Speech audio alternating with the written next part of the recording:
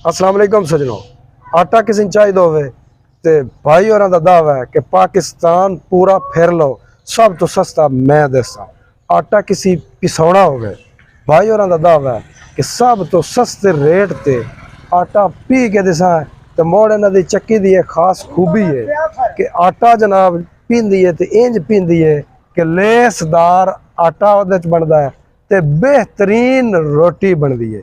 सारियां गल्लां पुछ के भाइयों को तुहाडे नाल शेयर करदे। अस्सलाम वालेकुम। वालेकुम अस्सलाम। की हाल है भाई जी? अल्हम्दुलिल्लाह। की नाम है तुहाडा? शाहिद इमरान। शाहिद इमरान साहब, केड़ा इलाका तुहाडा? सर मला कॉलोनी लालू अली बंगला, तहसील जिला सरगोदा। माशाअल्लाह। शाहिद भाई तुसी तो माशाअल्लाह कमाल ही कर दिता।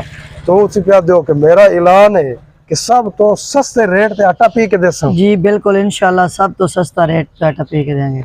पूरे मुल्क दे विच सब तो सस्ता रेट तुहाडा? जी पूरे मुल्क के सब तो सस्ता है इंशाल्लाह। और तुसी कह रहे हो कि आटा अगर किसी ने चाहिए होवे जी वो भी तो सस्ते तरीन रेट ते मिल सी? जी बिल्कुल, पूरी मार्केट जो फिर लेना उस तो सस्ता और मियारी और क्वालिटीदार देसी खालस आटा मिलेगा। मार्केट चो फिर लैन जी जेड़ा रेट मार्केट दा होवे उस तो डाउन उस मिलेगा। रेट तो डाउन तुहाडे को आटा मिल सी? जी खालस और मियारी देसी आटा सीगा। साफ अच्छी- सुथरा साफ खालस सुथरी, और म्यारी अच्छी कणक दा आटा, देसी आटा, देसी आटा होगा। अच्छी कणक दा आटा। बिल्कुल प्योर।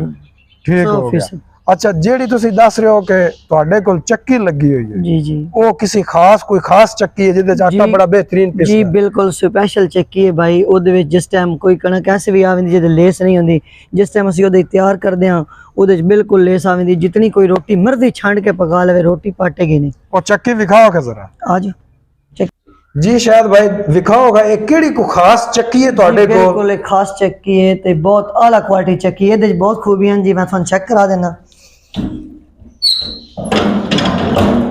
ਇਹਦੇ ਵਿੱਚ कोई किरकच मिरकच नहीं आएगी जिस टाइम आटा तैयार कर सो। ਇਹਦੇ 'ਚ कमानियां लगी हुई हैं, टिप्पां लगी हुई हैं। ਇਹਦੀ वजह तो जनाब अली ये आटा ਜਿਹੜਾ तैयार करदे कोई किरकच नहीं आएगी, कोई पत्थर या ऐसी वैसी चीज़ नहीं है बस ਇਹਦੀ किरकच बन के जाएगी। बहुत खालस और म्यारी आटा बनेंदी। ਇਹਦੇ वजह तो जाली है, ਇਹਦੇ ਵਿੱਚ कोई अगे का कोई चीज़ कोई क्वालिटी है, बिल्कुल प्लेन और साफ सुथरा और सफ़ेद आटा तैयार कर दिए।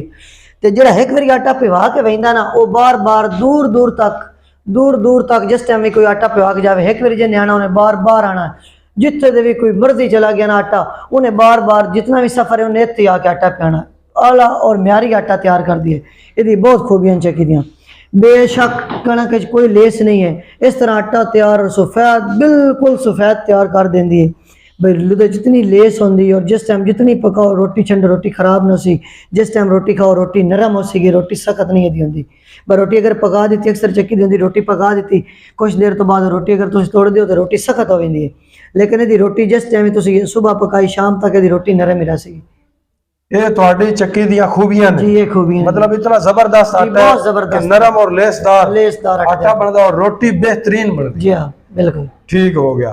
तुहाडे कोल जेड़ा एक बारी आटा पिया लवे वो बार बार जी होंदा है? बार बार किस वजह तो होंदा है? सिर्फ आटा म्यारी और अच्छा होंदा है। आटा तैयार अच्छा चक्की अच्छा आटा तैयार कर दी जिहदी वजह दूर दूर तक जो है ना आवाम फिर दोबारा। ठीक है।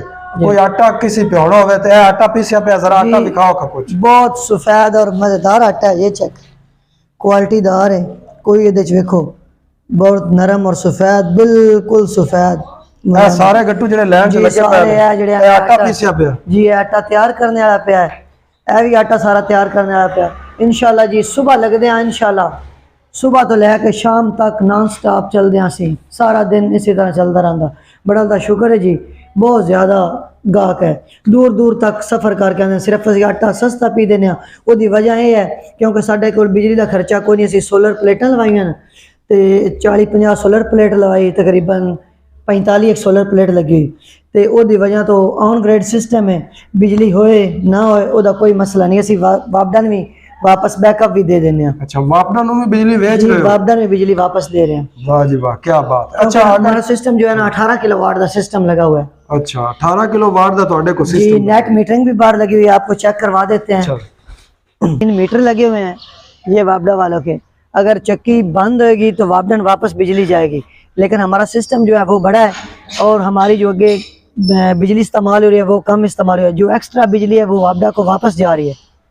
अगर बदल होएगा ਬਾਰਿਸ਼ ਹੋਏਗੀ ਉਸ ਦੀ ਵਜ੍ਹਾ ਤੋਂ ਅਸੀਂ ਬਿਜਲੀ ਇਸਤੇਮਾਲ ਕਰਾਂਗੇ ਤੇ ਉਹਦੇ ਸਾਨੂੰ ਜਿਹੜੇ ਨਾ ਬਿਜਲੀ ਦੀ ਕਾਸਟ ਔਰ ਬਿੱਲ ਨਹੀਂ ਆਏਗਾ, ਕਿਉਂ ਸਾਡੀ ਬਿਜਲੀ ਵਾਪਸ ਵਾਪਸ ਗਈ ਹੋਏਗੀ।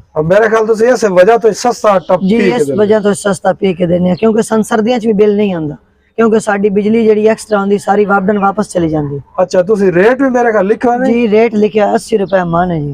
80 रुपए ਦਾ ਮਣ ਪੀ ਕੇ ਦਿੰਦੇ जी 80 रुपए मन पे के देने। ਅੱਛਾ ਉਸ ਤੋਂ ਬਾਅਦ ਉਹ ਪਰਲੇ ਪਾਸੇ ਚੱਕੀ ਹੈ जी हाँ, ਇਹ ਨਾਲ ਕੀ ਹੈ ये सफाई वाला छानना है जी। ਅੱਛਾ ਇਹਦੇ ते सफाई कर दें, जितनी चाहे गंदी कणक आ जाए, जितनी भी गंदी कणक आ जाए ना ये देखिए आप, जितनी भी गंदी कणक आ बनी है इसकी सफाई कर दें, बिल्कुल साफ, कोई किरकट, कोई रोड, कोई मक्खी, कोई घुंडी, कोई चीज नहीं आ रही, बिल्कुल साफ कर दे। ਠੀਕ ਹੈ जी ਅਗਰ ਅਸੀਂ ਉਹ ਚੱਕੀ ਚਲਦੀ ਵਿਖਾਉਣੀ ਹੋਵੇ जी वे ਤੇ ਵਿਖਾ ਸਕਦੇ जी ਆ जल्दी विखा ਇਹ ਵੀ ਚਲਦੀ ਵਿਖਾ ਸਕਦੇ जल्दी ਆ विखा सकते। ए चेक करो जी, ए कितने दाने जेडे ना गंदे ने, बहुत ज्यादा दे गंद है, लेकिन जिस इस मशीन में जाएगा ना बिल्कुल साफ और प्योर साफ हो जाएगा। ए तो हम चेक करा देने।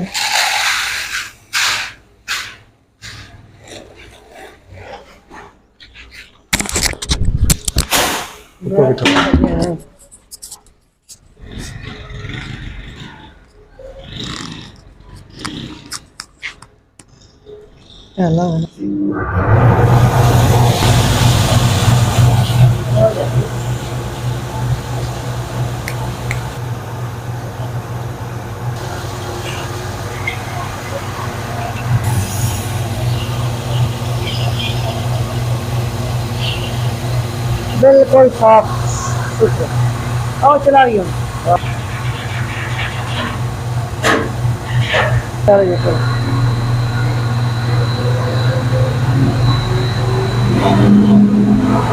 चलो ये चलिए।